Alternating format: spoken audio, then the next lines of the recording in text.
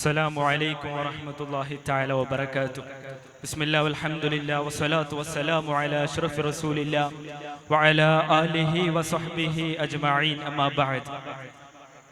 പ്രിയരെ, ഇസ്ലാമിന് ഒരുപാട് കഥകൾ പറയാനുണ്ട്.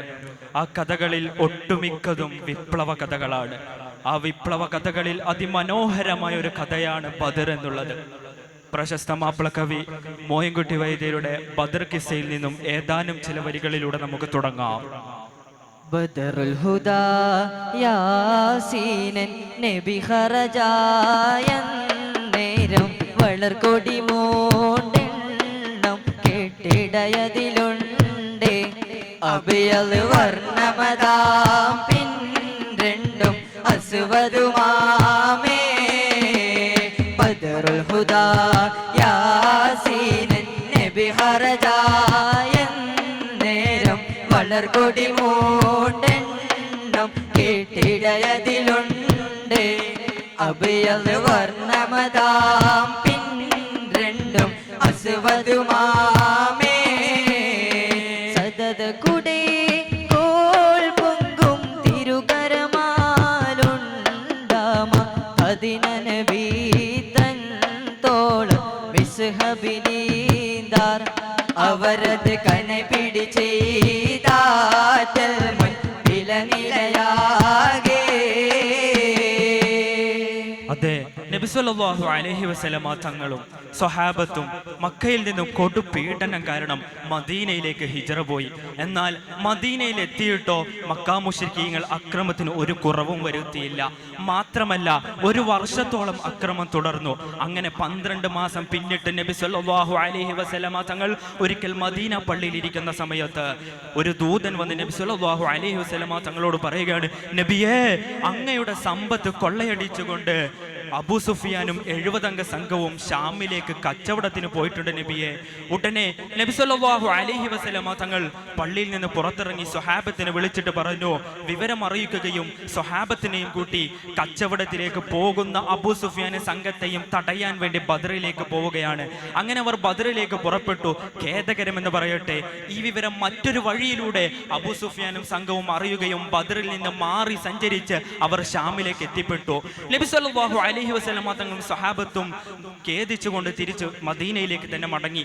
അങ്ങനെ നാളുകൾക്ക് ശേഷം മദീന പള്ളിയിൽ നബി സല്ലല്ലാഹു അലൈഹി വസല്ലമ തങ്ങൾ ഇരിക്കെ ജിബ്രീൽ അലൈഹിസ്സലാം വന്ന് വഹി അറിയിക്കുകയാണ്, നബിയെ, തങ്ങളുടെ സമ്പത്ത് കൊള്ളയടിച്ചുകൊണ്ട് അബൂ സുഫിയാനും 70 അംഗ സംഘവും 50 പവൻ സ്വർണ്ണ ലാഭവുമായി അവർ മക്കയിലേക്ക് തിരിച്ചു പോകുന്നുണ്ട്. അവരെ തങ്ങൾ തടയണം നബിയെ. ഉടനെ നബി സല്ലല്ലാഹു അലൈഹി വസല്ലമ തങ്ങൾ സ്വഹാബത്തിനെ വിളിച്ച് വിവരം പറഞ്ഞു. അവിടുന്ന് 305 സംഘങ്ങളുമായാണ് നബി തങ്ങൾ പുറപ്പെടുന്നത്. 313 ആളുകളാണ് എണ്ണത്തിൽ പറയുന്നെങ്കിലും 8 ആളുകൾ ഒഴിവായിരുന്നു. അതിൽ പ്രധാനിയാണ് ഉസ്മാൻ ഇബ്നു അഫ്ഫാൻ റളിയല്ലാഹു അൻഹു. കാരണം നബി സല്ലല്ലാഹു അലൈഹി വസല്ലമ തങ്ങളുടെ മകളും ഉസ്മാൻ തങ്ങളുടെ ഭാര്യയുമായ റുഖിയ ബീവിക്ക് അസുഖം കാരണം ഉസ്മാൻ തങ്ങൾ അവിടെ മാറ്റി നിർത്തിയിരുന്നു. അങ്ങനെ ബദർ കഴിഞ്ഞ് വരുമ്പോഴേക്ക് റുഖിയ ബീവി വഫാത്താവുകയും ചെയ്തിരുന്നു. അങ്ങനെ പല കാരണങ്ങളാൽ 8 ആളുകളെ അവിടെ നിന്നും ഒഴിവാക്കേണ്ടി വന്നു. അങ്ങനെ വെറും 2 കുതിരകളും 70 ഒട്ടകങ്ങളും 6 അൻകികളും 9 കുന്തങ്ങളും 8 വാളുകളുമായി നബി സല്ലല്ലാഹു അലൈഹി വസല്ലമ തങ്ങളും സംഘവും ബദറിലേക്ക് പുറപ്പെട്ടു. എന്നാൽ ഇത് ഷാമിൽ നിന്ന് 50 പവൻ സ്വർണവുമായി തിരിച്ചു വരുന്ന അബൂ സുഫിയാന് പരിഭ്രാന്തിയായിരുന്നു. പോകുന്ന വഴിയിൽ മുഹമ്മദും സംഘവും തങ്ങളെ തടഞ്ഞു. വരുന്ന വഴിയിൽ എന്തായാലും അവർ തടയുമെന്ന് ഉറപ്പുണ്ടായിരുന്നു. അങ്ങനെ വരുന്നവരോടൊക്കെ ചോദിച്ചു, മദീനയിലുള്ള ആളുകളെ കണ്ടോ, അൻസാരികളെ കണ്ടോ, സ്വഹാബത്തിനെ കണ്ടോ എന്ന് ചോദിച്ചു. ആർക്കും ഉത്തരമില്ല. അങ്ങനെയാണ് ഒരു ഒട്ടക കാഷ്ടം കാണുന്നത്. അത് ചിക്കിച്ചിക്കിന് അന്വേഷിച്ചപ്പോൾ അതിൽ നിന്നും ഒരു കുരു കിട്ടി. ആ കുരു എടുത്തുകൊണ്ട് പറയാണ്, ഇത് മദീനയിലെ കുരുവല്ലേ? അതെ, ഇത് മദീനയിലെ ഒട്ടകത്തിന്റെ കാഷ്ടമാണ്. നബിയും സ്വഹാബത്തും ബദറിലേക്ക് വന്നിട്ടുണ്ട്. ഉടനെ ലംദം എന്ന് പറയുന്ന ദൂതനെ 20 മിസ്കാൽ സ്വർണവും കൊടുത്തയച്ച് മക്കയിലേക്ക് അബൂജഹലിനെ വിവരം അറിയിക്കാൻ വേണ്ടി അയക്കുകയാണ്. ഉടനെ അബൂജഹല് വിവരം അറിയുകയും പുറത്തു വന്ന് അട്ടഹസിച്ച് വിളിച്ചു. അന്നേരം വീടുകളിൽ നിന്നൊക്കെ സ്ത്രീകൾ പുറത്തിറങ്ങി മണ്ണുകളൊക്കെ തലയിലേക്ക് വാരിയിട്ടുകൊണ്ട് അട്ടഹസിക്കുകയാണ്, തങ്ങളുടെ മുതൽ മുഹമ്മദും സംഘവും അപഹരിക്കുന്നു, ആരെങ്കിലും എന്തെങ്കിലും ചെയ്യണം. അങ്ങനെ അബൂജഹലും സംഘവും അവിടുന്ന് പുറപ്പെടുകയാണ്. പുറപ്പെട്ട ബുജാഹിലുടൻ കിബർ പൊങ്കിയൊളിന്ത് ലിബാസ് ചമൈന്ത് പുതുമാ കസബീട്ടുകൾ വൈത്ത് ഫരീറുമുടുത്തിടവേ മിക മികവായ പാട്ടുകളാൽ ഉളമേൽമ ചട്ടകളും അരനാട ചുട്ടികളും പല പണി പുതുവായെടുത്തൊരു ഹത്തം വിരൽക്കു പതിത്തിടലാൻ പുറപേട്ട മുജാഹിലുടൻ കിബർ പൊങ്കിയൊളിന്തിലിബാസ് ചമയത്ത് പുതുമാ കസബീട്ടുകൾ വൈത്ത് ഹരീറുമുടുത്തിടവേ മികമികമായ പാട്ടുകളാൽ ഉളമേൽമ ചട്ടകളും അരനാട ചുട്ടികളും പല പണി പുതുവായെടുത്തൊരു ഹത്തം വിരൽക്കു പതിത്തിടലാ. അതെ, മറുപക്ഷത്ത് നിന്നും നബിയും സഹാബത്തും ചുട്ടുപൊള്ളുന്ന മരുഭൂമിയിലൂടെ ബദറിലേക്ക് പുറപ്പെട്ടു. അങ്ങനെ അവർ ശത്രുപക്ഷം എത്തുന്നതിന് മുമ്പ് തന്നെ ബദറിലെത്തി.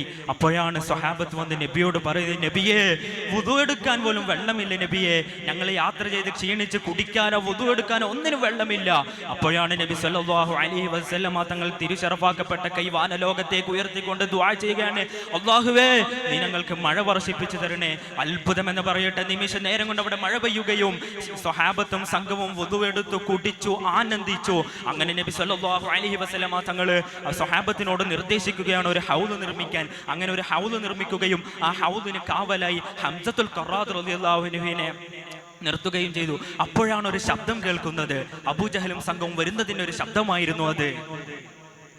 തുടരെ മദ്ദളവും മുരശോട് മറുവ ഒറ്റകളും ഭജയുടെ തുടികൾ തഫുകളും കൈമണി ധ്വനികൾ താശകളാൽ കൊടുമ പുല്ലുകൾ പൂള ചോളകൾ കൊമ്പ് ചങ്കുകളാൽ പ്രകൃതികൾ കോളി താളമേ ഓടി ചാടിയും സഫ് നിപ്പുകളാൽ തുടരെ മദ്ദളവും മുരശോട് മറുവ ഒറ്റകളും ഭജയുടെ തുടികൾ തഫുകളും കൈമണി ധ്വനികൾ താശകളാൽ. അബൂജഹലും സംഘവും മദ്ദളങ്ങളും ദഫ്മുട്ടിക്കൊണ്ടും കള്ളുകുടിച്ചുകൊണ്ടും അന്തരീക്ഷത്തെ മലിനമാക്കിക്കൊണ്ട് അവർ ബദർ രണാങ്കളത്തിലേക്ക് വന്നു. അങ്ങനെ അവർ ബദർ രണാങ്കളത്തിലേക്ക് വന്നുകൊണ്ട് മുഹമ്മദിനെയും സംഘത്തെയും വെല്ലുവിളിച്ചുകൊണ്ടേയിരുന്നു. എന്നാൽ മറുപക്ഷത്തിൽ നിന്ന് നബിയും സഹാബത്തും അടങ്ങിയിരുന്നു. അങ്ങനെയാണ് ഹംസത്തുൽ ഖറാദ് റളിയല്ലാഹു അൻഹു ആ ഹൗലിന്റെ കരക്കിരുന്ന് മറ്റ് നബി സല്ലല്ലാഹു അലൈഹി വസല്ലമ തങ്ങൾ സഹാബത്തിനെയൊക്കെ സഫ് നിർത്തിക്കൊണ്ട് അവിടുന്ന് ഉപദേശം കൊടുക്കുകയാണ്. അപ്പോഴാണ് ഒരു മറുപക്ഷത്തിൽ നിന്നും ഒരാൾ ചീറിപ്പാഞ്ഞു വരുന്നത്. ആനപൂദസദുൽ ഇലാഹരി ഹംസ ചാടിയടോത്തുടൻ ആരടാ സുജഹത്തുരത്തുമെ ഹൗദിൽ നിന്ന് കുടിപ്പവൻ ജ്ഞാനമുറ്റ നബിയുന അമർ എന്റെ ഹൗദോടോഫതാൽ ഞാനിരിക്കവെ ജിന്നും ഇൻസിലും നാഗദിക്കിലുമില്ലഫേ. അതെ, അസദ് എന്ന് പറയുന്ന ഒരു മനുഷ്യനായിരുന്നു, ശത്രുപക്ഷത്തിലെ ധീരനായ ഒരു വ്യക്തിയായിരുന്നു ആ ഹൗദ് പൊളിക്കാൻ വേണ്ടി വന്നത്. ഉടനെ ഹംസത്തുൽ ഖറാദ് റളിയല്ലാഹു അൻഹു ചാടി അടുത്തുകൊണ്ട് പറഞ്ഞു, അസദേ, വേണ്ട, ഈ ഹൗദ് നിന്നെ കൊണ്ട് പൊളിക്കാൻ സാധിക്കില്ല.